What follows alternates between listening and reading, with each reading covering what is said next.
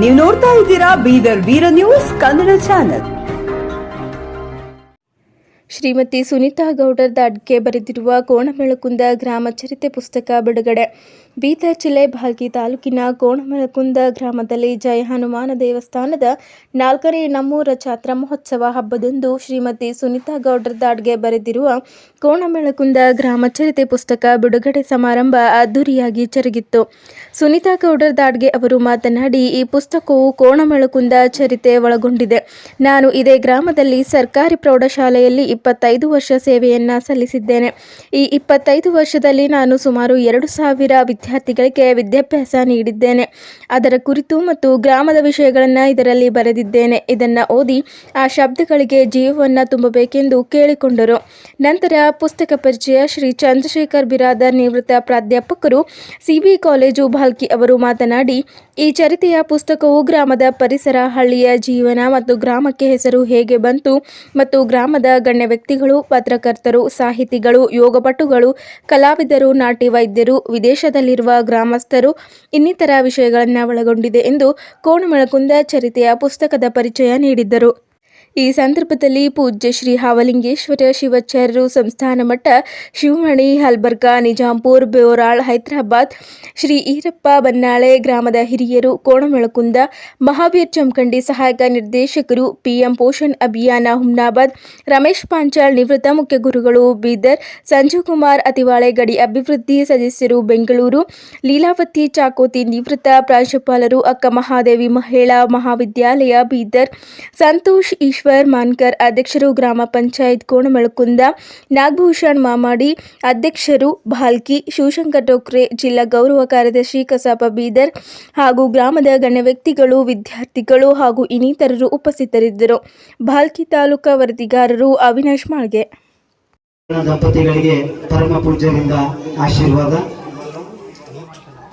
ತಾವೆಲ್ಲ ಜೋರಾಗಿ ಚಪ್ಪಾಳೆ ಹಾಕಬೇಕು. ಶರಣ ದಂಪತಿಗಳು ಹೀಗೆ ನಗುತ್ತಾ ತಮ್ಮ ಜೀವನವನ್ನು ಸಾಗಿಸಲಿ ಅಂತ ನಾವೆಲ್ಲ ಆ ದೇವರಲ್ಲಿ ಬೇಡಿಕೊಳ್ಳೋಣ.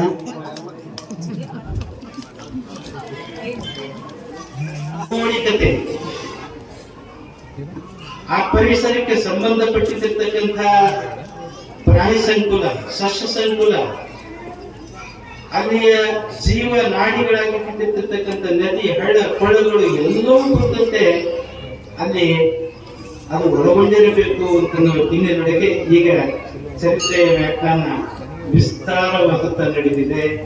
ಆ ಹಿನ್ನೆಲೆಗೆ ಗ್ರಾಮ ಚರಿತ್ರೆಗಳು ಬಹಳ ಮುಖ್ಯವಾಗಿ ಕಾಣ್ತವೆ.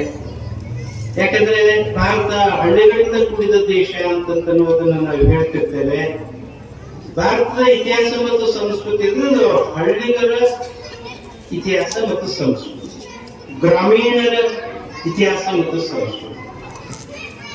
ಆ ಹಿನ್ನೆಲೆಯೊಳಗೇನೆ ಗ್ರಾಮ ಚರಿತ್ರೆಗಳು ಬಹಳ ಮುಖ್ಯವಾಗಿ ಆಗಬೇಕು ಅಂತನ್ನುವ ಕಾರಣಕ್ಕಾಗಿ 2017 ನಮ್ಮ ಜಾನಪದ ವಿಶ್ವವಿದ್ಯಾಲಯದವರು ಗ್ರಾಮ ಚರಿತ್ರೆ ಅಂತನ್ನುವ ಸಂಪುಟನ ತಂದಿರ್ತಕ್ಕಂಥ ಪ್ರತಿ ಜಿಲ್ಲಾ ಸಂಪುಟ ಈಗದ್ದು ಗ್ರಾಮ ಚರಿತ್ರೆಯ ಎಲ್ಲ ಒಳಹುಗಳು, ಮಾಹಿತಿಗಳು ಒಳಗೊಂಡಿರ್ತಕ್ಕಂಥ ಕೃತಿ ಒಂದಾಗಿದೆ.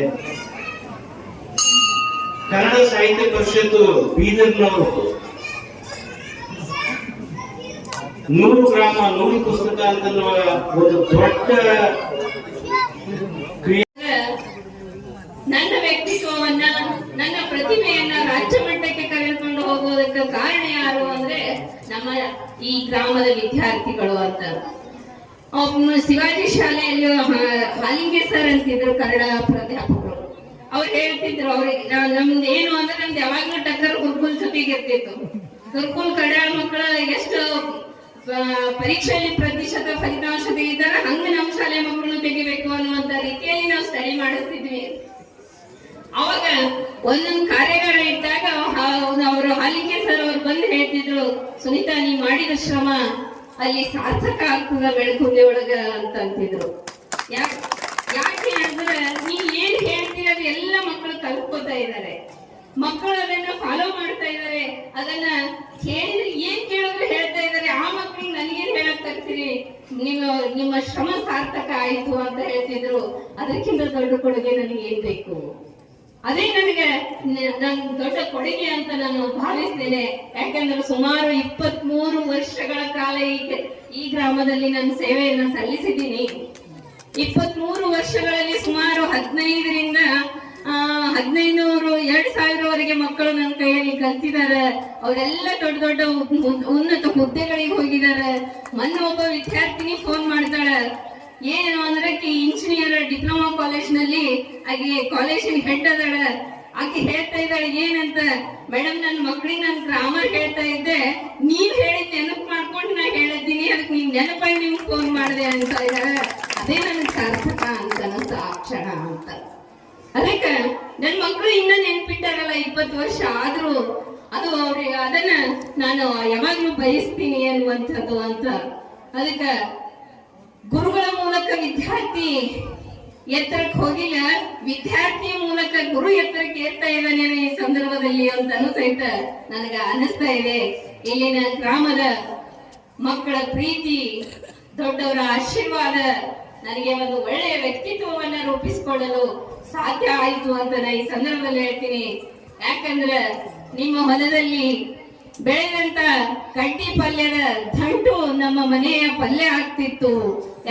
ಯಾಕೆ ಹೇಳ್ತಾ ಇದ್ದೀನಿ ಅಂದ್ರೆ, ನಿಮ್ಮ ಹೊಲದಲ್ಲಿ ಬೆಳೆದಂತ ಕಡ್ಡಿ ಪಲ್ಯ ಎಲ್ಲ ಮಕ್ಕಳು ಏನ್ ಮಾಡ್ತಿದ್ರು, ನಮ್ ಟೀಚರಿಗೆ ಫಸ್ಟ್ ಕೊಡ್ಬೇಕು. ನಾವು ಕಡ್ಡಿ ಪಲ್ಯ ಒಂದೊಂದಿನ ಇಷ್ಟು ತಗೊಂಡ್ಬಂದ್ರೆ ನಾ ಕೊಡ್ತೇನೆ. ಇದೇನು ಆಶ್ಚರ್ಯ ಅನ್ನಿಸ್ತದ, ಆದ್ರೆ ಅವ್ರ ಪ್ರೀತಿಯಿಂದ ಅದಲ್ಲ, ಅದು ಬಹಳ ನಾನು ಒಳಗೆ ಬಹಳ ಖುಷಿ ಆಗ್ತಾ ಇತ್ತು. ಈ ಸಂದರ್ಭದಲ್ಲಿ ಒಬ್ಬ ಶಕುಂತಲ ಹಂಪ ಅಜ್ಜಿಯನ್ನು ನೆನೆಸ್ಕೊಳ್ಳಾರ್ದೆ ನನ್ ಮನ್ಸು ಬಿಡ್ತಾ ಇಲ್ಲ.